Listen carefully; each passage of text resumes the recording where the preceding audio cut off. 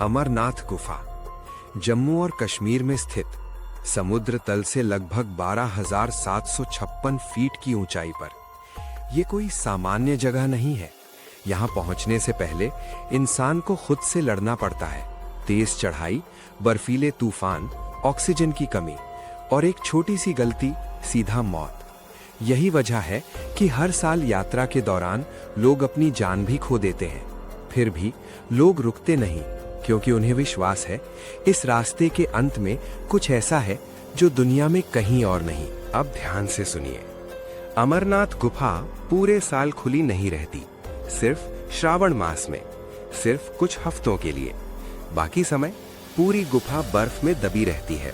रास्ते गायब हो जाते हैं, पहाड़ खुद दीवार बन जाते हैं। ऐसा लगता है जैसे प्रकृति खुद इस जगह को छुपा कर रखती हो। सवाल उठता है, अगर ये सिर्फ एक तीर्थ है तो प्रकृति इसे इतनी सख्ती से क्यों बचाती है? अब आता है इस कहानी का पहला झटका। अमरनाथ में कोई पत्थर का शिवलिंग नहीं है। यहाँ कोई मूर्तिकार नहीं आया, यहाँ कोई हथौड़ा नहीं चला। यहाँ शिवलिंग खुद बनता है। गुफा की छत से पानी की बूंदें टपकती हैं, धीरे धीरे, शांत, और फिर वही बूंदें बर्फ बन जाती हैं, और वही बर्फ एकदम शिवलिंग के आकार में। सबसे डराने वाली बात, पूर्णिमा पर शिवलिंग बड़ा होता है, अमावस्या पर छोटा, जैसे कोई इसे कंट्रोल कर रहा हो। वैज्ञानिक कहते हैं ये प्राकृतिक प्रक्रिया है, लेकिन कोई ये नहीं बता पाया कि हर साल वही आकार, वही समय, वही बदलाव कैसे। अब कहानी एक अलग मोड़ लेती है। पुराणों के अनुसार भगवान शिव मां पार्वती को एक रहस्य बताना चाहते थे। ऐसा रहस्य जो मृत्यु को भी पराजित कर दे। अमर कथा। लेकिन ये ज्ञान बहुत खतरनाक था। अगर किसी और ने सुन लिया तो सृष्टि का संतुलन बिगड़ सकता था। इसलिए शिव ने एक एक कर सबको छोड़ा। नंदी को, चंद्रमा को, नागों को, गंगा को, अपने गणों को भी, और फिर पहुंचे इस निर्जन गुफा में, जहां कोई नहीं था, या शायद था। शिव को लगा कोई नहीं है, लेकिन गुफा के एक कोने में दो छोटी आंखें सब कुछ देख रही थीं।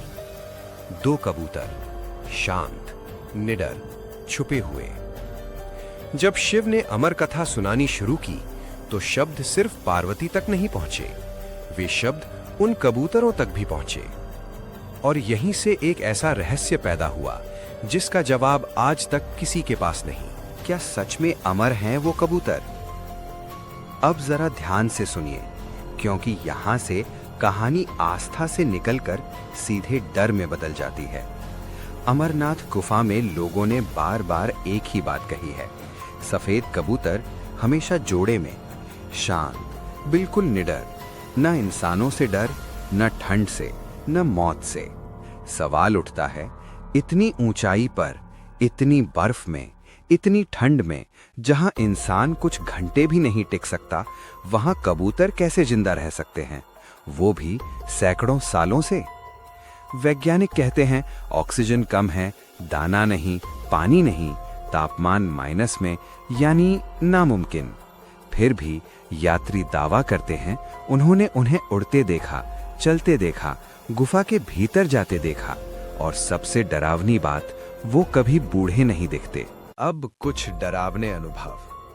एक यात्री ने कहा, मैंने उन्हें देखा जब पूरी गुफा खाली थी, सिर्फ मैं था और वो दो कबूतर। एक और व्यक्ति बोला, मैंने कैमरा निकाला, फोटो लेने की कोशिश की, लेकिन कैमरा अपने आप बंद हो गया। कुछ लोगों ने कहा, जब कबूतर दिखे तभी गुफा में अचानक शांति छा गई, जैसे समय कुछ सेकंड के लिए रुक गया हो। अब विज्ञान की बारी। वैज्ञानिकों ने कई बार जांच करने की कोशिश की। ऑक्सीजन मापी गई, तापमान रिकॉर्ड किया गया। परिणाम साफ था, पक्षियों का जीवित रहना असंभव है। कुछ वैज्ञानिकों ने कहा शायद वे नीचे की घाटियों से आते होंगे। लेकिन सवाल ये है, अगर ऐसा है तो हर बार सिर्फ वही दो कबूतर क्यों दिखते हैं और कभी कोई और पक्षी क्यों नहीं? विज्ञान यहां चुप हो जाता है। अब आता है इस कहानी का सबसे डरावना हिस्सा। इतिहास में ऐसे कई नाम हैं जो अमरनाथ यात्रा पर गए, लेकिन लौटे नहीं। कुछ की लाशें मिली, कुछ की कभी नहीं। आधिकारिक रिपोर्ट कहती है बर्फीला तूफान, हार्ट अटैक, फिसलन। लेकिन स्थानीय लोग धीमे स्वर में कहते हैं हर कोई उस रहस्य को सह नहीं पाता। कुछ लोगों ने कहा उन्होंने गुफा में आवाजें सुनी, फुसफुसाहट जैसी, जैसे कोई कुछ बता रहा हो।